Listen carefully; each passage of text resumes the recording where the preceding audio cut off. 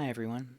Today I want to talk about the value of checking in with yourself and investigating what's going on in your body specifically.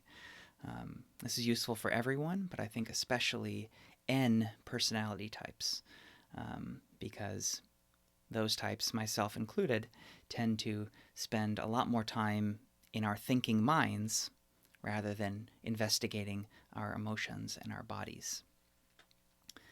Um, in my coaching practice, I have this tradition or practice, I suppose, of very intentionally opening every session by asking the person, "What are you feeling right now?" And I say that instead of just, "How are you?" because I'm really specifically inviting them to check, "How are you feeling right now?" Um, this is a foreign concept to a lot of us. Um, N types, NTs especially, because we're too busy thinking about the stories that we have in our minds. So if I ask, "How are you?" your mind might immediately jump to, "Well, here's what I've been up to lately, here's what I did this morning," right? And that's not really answering the question. That's saying, "Here's what I've been thinking about, here's what I've been doing." It's not saying, "How are you?" really. Um, and so this has been a big shift in myself over the years as an ENTP. When people used to ask me, "How am I would strategize. My mind would leap into action and think, what is something interesting I can say? Can I name some cool hobby I've been exploring lately, some activity I've been doing, something I've been thinking about?" Um, which is not at all answering the question of, "How are you?" Because I kind of thought that's a boring question to answer. It's much more interesting to say things that I've been doing or thinking about, right? Um, but now you'll notice if you ask me how I am that I always pause, and I often close my eyes to really check. I still have the option available to me of giving you that quick answer. Even though I've developed my sense of feeling a lot more, I'm still an ENTP. I still have that analytical mind that is very fast acting. So you ask me how I am, and I can notice my mind leaping into action and thinking about ways that I could answer that. And so my closing my eyes is a intentional practice of turning off all this stimulus around me, all these things I could be looking at and thinking about, and really trying to focus my attention inward to check out, how am I? And one way that I think about this is the body is kind of a user interface to the deeper parts of you. So a user interface on a computer is the visual, auditory information that is displayed to the user to indicate the status of the system. Right? So if you see the icon on your desktop of a recycle bin being full, that's a sign that there are files in there. If it's empty, it's a sign that there are no files, right? We see user interfaces in everything. There's a red light versus a green light. They convey information to us, right? And that's the same with the body. It's not just a philosophical exercise.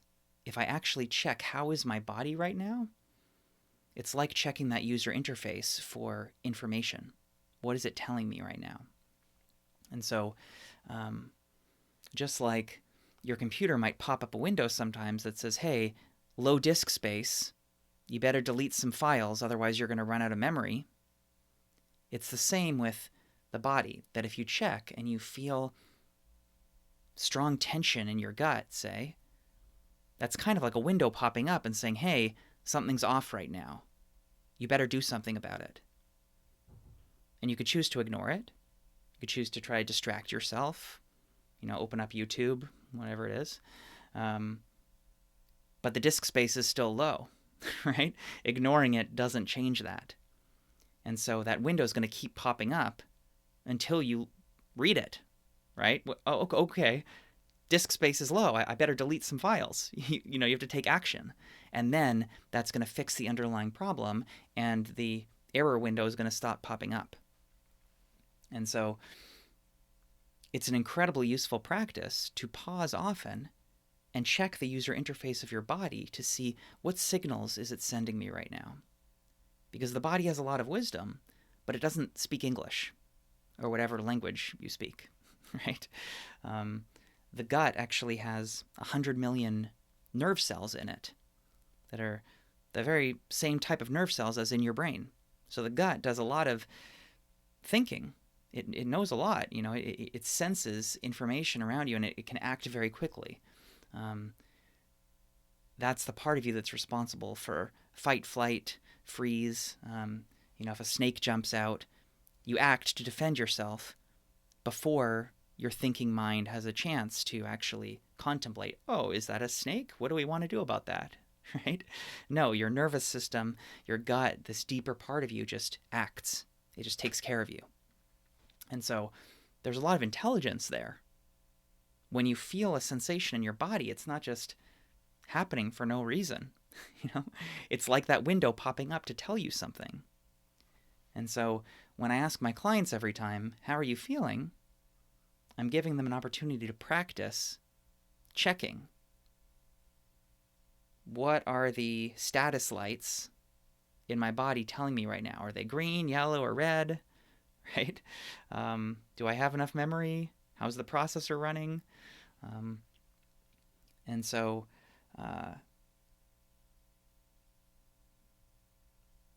this is something that takes a lot of practice. It's taken me really years of intentional practice to get more familiar with what these sensations mean. And I still don't always get it right. So it makes perfect sense if you struggle at first. If I tell you to close your eyes and just check, how are you right now? You might not get it right. It might just be very vague. Like, I don't know, I'm feeling off. I'm feeling not good. Okay, great. It's better than nothing. And as you practice more and more, you'll be able to finesse that to, okay, what does not good mean? Is it tired? Is it scared? Is it angry? And how do you know that? It's not just a logical analysis of, oh, I must be angry right now. It's like, no, it's looking for, oh, my fists are clenched. Huh. That's maybe a sign that I'm angry, right? It was kind of amazing, actually. This morning I was doing a long meditation, and if you had asked me during the meditation, how's it going? I would have said, fine. This meditation is successful. I'm doing well. It's all okay. And it was only toward the last few minutes of it that I suddenly realized my jaw was clenched, that I'd been squeezing my teeth together for who knows how long, maybe the whole meditation. And it's amazing. I've spent a lot of time working on this, and still it catches me by surprise sometimes that, wow, my jaw has been clenched. How did I not notice that? Right? It's kind of amazing how that can surprise us. And I don't know exactly what the clenched jaw meant. Just knowing that didn't, magically give me an insight of, oh, it's because of this specific thing in my life. But it at least opens a doorway for me to investigate what could have been causing that clenched jaw. I have some guesses, like, oh, I've been feeling a little overwhelmed lately, actually. Maybe I've been putting too high standards on myself. I've been pushing myself a little too hard. That's the most likely explanation for that jaw. So, interesting. Turns out that I'm even more overwhelmed than I realized. The fact that my jaw was clenching without my conscious awareness is an important signal from the user interface telling me something is off and I should do something about it. So I want to encourage you to practice as much as you can throughout the day. Just pause. Closing your eyes makes it easier. And just check, how am I right now? Even if you just spend 10 seconds, 30 seconds, just kind of scan down your body. Notice if there's tension in your shoulders, in your jaw, in your gut, if you're squeezing your fists, if you're shaking, if you're hot, cold. Is there anything at all you can notice about how you are right now? And then what might it mean? And here's one last trick. This is a two-way street. It's not just that you learn things from your body, you can also influence your body. And the easiest way to do that is with your breath. Because if you think about it, the breath is the one thing that's right on the line between the conscious and the unconscious. If you don't do anything, you are automatically breathing all the time. You've been breathing your whole life unconsciously, right? It just happens. But at any moment, you can take control and you can direct your breathing in a certain way. You can slow it down, you can speed it up, you can take deeper breaths, more shallow breaths. And you can do that for a while, and then as soon as you lose interest and start doing something else, the automatic process takes over again. All right? So there really isn't much else like that is unconscious and conscious. And so it's kind of a gateway from the conscious to the unconscious. So it's right in between. And that gives it some pretty special properties. And one of them is that by slowing down your breath, you can ease tension in your body. You can send signals to your body of safety and calm. So if you're feeling nervous, anxious, one thing you can do is just take 3 deep breaths. And if you're very intentional about making the out breath longer than the in breath, so in, out, right? If you do that 3 times, then that sends a signal to your heart to slow down. It's just kind of a built-in process in the human body, kind of like a user interface. Again, that when you click something on your computer, that sends a message to the processor to take an action. In the same way, you take deep breaths, that sends a signal to your heart to slow down.